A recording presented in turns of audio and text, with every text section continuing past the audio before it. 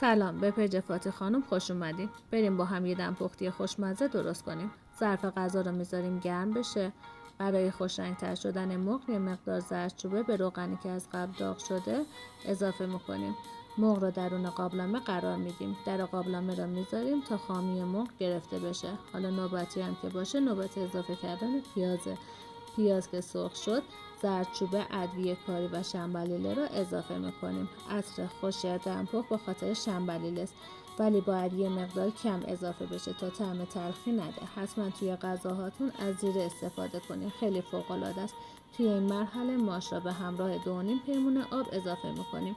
درش رو میذاریم تا ماش و مرغ پخته بشه. توی این مرحله تره و شوید را به دمپختمون اضافه میکنیم. میذاریم حدود 10 تا 15 دقیقه داخل قابلمه باقی بمونه. حالا مرغ‌ها رو از قابلمه بیرون میاریم و برنجی که از قبل خیس خورده رو همراه با نمک اضافه کنیم. فوت کوزه‌گری دمپخت اینه که یه قاشق به صورت ایستاده وسط غذا میذاریم.